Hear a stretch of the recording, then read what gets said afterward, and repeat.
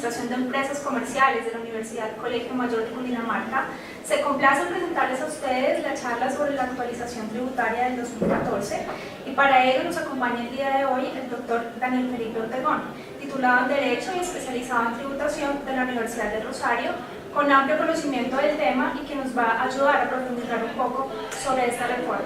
Doctor Ortegón, bienvenido y adelante con su presentación.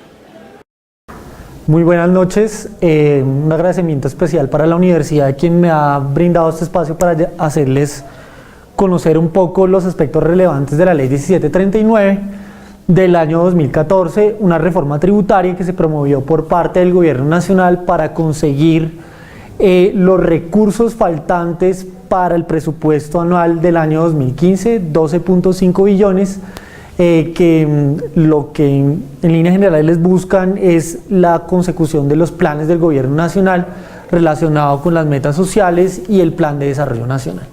Comencemos en materia, nos vamos a concretar o a concentrar estrictamente en tres temas, en tres puntos o aspectos nuevos de naturaleza impositiva en el impuesto a la riqueza y hacen relación a la creación de tres nuevos impuestos. El primero de ellos es el impuesto a la riqueza o para algún sector de la doctrina especializada al patrimonio, el impuesto complementario de normalización tributaria y la sobretasa al crédito. Comencemos con el impuesto a la riqueza. El impuesto a la riqueza tiene como hecho que da lugar al nacimiento de la obligación tributaria. El pago del impuesto surge con la posesión de riqueza en el país, riqueza entendida como el patrimonio bruto entendido como la totalidad de los activos de las personas, menos las deudas que tienen las personas obligadas a este impuesto a 1 de enero del 2015. Ese patrimonio bruto debe ser superior a un rango de 1.000 millones de pesos. Si usted no tiene ese rango de 1.000 millones de pesos en lo que respecta al impuesto a la riqueza y concretamente en patrimonio bruto y en patrimonio líquido, como consecuencia de ello no va a estar obligado a pagar el impuesto a la riqueza. En líneas generales, el hecho que da lugar al nacimiento del impuesto a la riqueza tiene unas definiciones o unos elementos estructurales bien importantes que hacen una línea divisoria respecto de los demás impuestos al patrimonio. Lo vamos a ver más adelante con unos ejemplos al respecto, pero en líneas generales este impuesto a la riqueza su nacimiento de la obligación tributaria está anclado a 1 de enero del 2015. ¿Eso qué quiere decir? Que las personas que tengan una riqueza superior a 1.000 millones de pesos en años posteriores, 2016, 2017 o 2018, y que no la tuvieron a 1 de enero del 2015, no estarán obligados a pagar el impuesto a la riqueza. Pero sigamos en lo que respecta a los elementos de la sujeción pasiva o quienes están obligados a pagar el impuesto a la riqueza. El impuesto a la riqueza lo están obligados a pagar los contribuyentes del impuesto sobre la renta. Esto también es una distinción bastante particular con los antiguos impuestos al patrimonio. ¿Y esto cómo se concreta? Se concreta con la tributación de las sociedades extranjeras y las personas naturales sin residencia en Colombia. Para ser más gráfico, esto se puede ejemplificar de la siguiente manera. Si una sociedad extranjera que no tiene domicilio fiscal en Colombia, tiene algún tipo de inversión en Colombia relacionada con activos, cuentas por cobrar o algún tipo de activo localizado en Colombia y que a 1 de enero del 2015 sea superior a 1.000 millones de pesos, esa sociedad extranjera deberá tributar el impuesto a la riqueza en Colombia. Al igual las personas naturales sin residencia en Colombia, es decir, los españoles, los argentinos, cualquier otro país o otro ciudadano de otra nacionalidad que tenga algún tipo de riqueza en Colombia localizada, y si esa riqueza supera a 1 de enero del 2015 los 1.000 millones de pesos, deberá tributar el impuesto a la riqueza. Si quieres, seguimos. Gracias. Ahora, miremos la base del pago del impuesto a la riqueza. La base del pago del impuesto a la riqueza se comienza a determinar de la siguiente manera.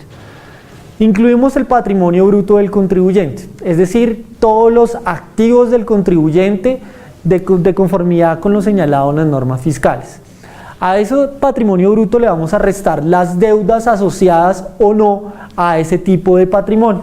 Si tengo algún tipo de deuda, por ejemplo, créditos hipotecarios, créditos de libre inversión o cualquier tipo de crédito relacionado con mi patrimonio o no, me lo podré restar para determinar lo que denominamos fiscalmente el patrimonio líquido. A renglón seguido comenzamos a determinar la base gravable del impuesto a la riqueza y para ello la ley le permite a los contribuyentes, en los términos señalados como lo enunciamos anteriormente, es decir, a los contribuyentes del impuesto sobre la renta, le permite restarse algunos factores. Dentro de los más importantes están las 12.200 VTs de casa o apartamento de habitación, esto aplica solo para personas naturales, el valor patrimonial neto de las acciones poseídas en sociedades nacionales, que las posea directa o indirectamente. Esta es una precisión bastante importante en la ley 1739 respecto del valor patrimonial neto de las acciones. Los anteriores impuestos al patrimonio, las anteriores versiones del impuesto al patrimonio, permitían solamente restarse de la base el valor patrimonial neto de las acciones que poseía de manera directa en las sociedades. En esta ley 1739 se permite el valor patrimonial neto de las acciones que poseo de manera indirecta. E indirectamente quiere decir a través de cualquier vehículo considerado fiscalmente transparente. En palabras un poco más sencillas, lo que busca esta norma es que aquellas personas que tienen fondos de inversión de capital privado o algún tipo de las antiguas carteras colectivas y que tengan acciones o inversiones en sociedades nacionales puedan restarse ese valor patrimonial neto de las acciones. Adicionalmente, esta ley 1739 trae los beneficios tributarios que normalmente traía los anteriores impuestos al patrimonio, permitiéndose excluir, por ejemplo, el valor patrimonial neto de los bienes que se afectan exclusivamente por parte de las empresas de servicio público, lo mismo para la prestación de servicios públicos domiciliarios, todo el stock que se afecte para el ejercicio de ese tipo de funciones se entiende que no se incluyen dentro de la base del impuesto a la riqueza. Aquí hay una connotación bastante particular respecto de las operaciones de crédito que tienen los bancos extranjeros en Colombia. Como lo miramos al principio respecto de los sujetos obligados a pagar el impuesto a la riqueza, están las sociedades extranjeras.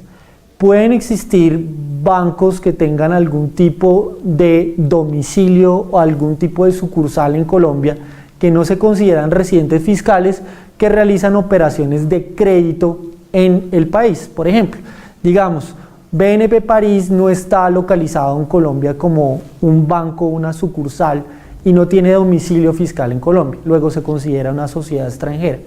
Ellos pueden realizar endeudamiento, pueden prestarle a sociedades nacionales, por ejemplo le prestan a Ecopetrol, le prestan a cualquier tipo de sociedad, le prestan una cantidad de dinero. Esa deuda o ese crédito se entiende poseído en el país y como consecuencia ese banco deberá tributar en Colombia por el crédito o la cuenta por cobrar que tiene en el territorio nacional. Pero esta norma, la ley 1739, le permite a esos bancos restarse el valor de las operaciones de crédito que tienen en el país. Luego, ese banco deberá declarar sin pago porque si tiene solo esos créditos localizados en el país, podrá restarse los mismos para efectos de determinar la base gravable del impuesto a la riqueza. Finalmente, la ley 1739, en lo que respecta a la base del pago del impuesto a la riqueza, trae una connotación bastante particular respecto de las cooperativas de trabajo asociado, cooperativas de cualquier tipo. Las cooperativas normalmente están compuestas o formadas en su patrimonio por los aportes de los cooperados. La ley que permite a las cooperativas, al ser sujetos pasivos del impuesto a la riqueza, les permite restarse el valor de los aportes que tienen los cooperados para efectos de determinar la base gravable del impuesto a la riqueza.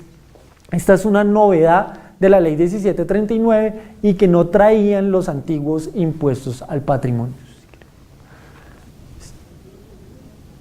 Ahora miremos lo relacionado a las tarifas del impuesto a la riqueza.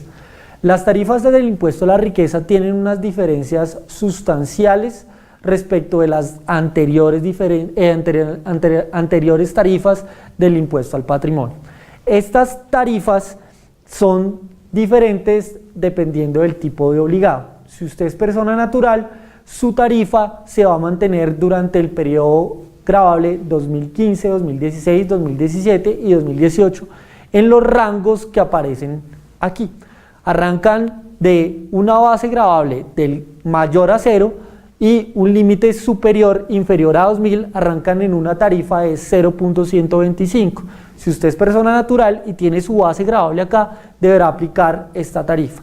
Y si está en el rango o en el bracket más alto de la tablita, arrancará, si tiene una base gravable superior a 5.000 millones de pesos, deberá aplicarse sobre esa base una tarifa del 1.50% y sumarle 21 millones de pesos.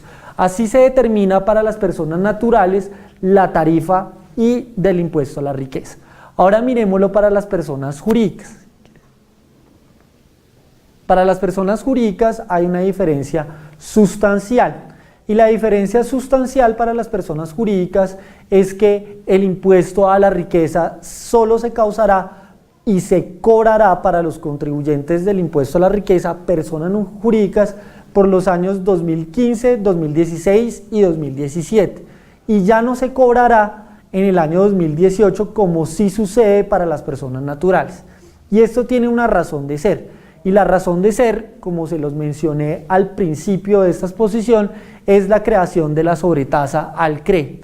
La sobretasa al CRE es la fuente de financiamiento que sustituye el marchitamiento del impuesto a la riqueza para el año 2018 para las personas jurídicas. Como vamos a ver, las personas jurídicas, a medida en que van pasando el año gravable, 2015, 2016 y 2017, las tarifas van a ir decreciendo el impuesto a la riqueza, mientras que la sobretasa, como también lo vamos a mirar, va aumentando cada uno de esos años. Entonces lo que se hace es una mixtura, la ley trae una mixtura relacionada con la fuente de financiamiento. Grava la riqueza por unos años para las personas jurídicas, pero lo sustituye al final, extinguiendo la obligación para las personas jurídicas en el año 2018.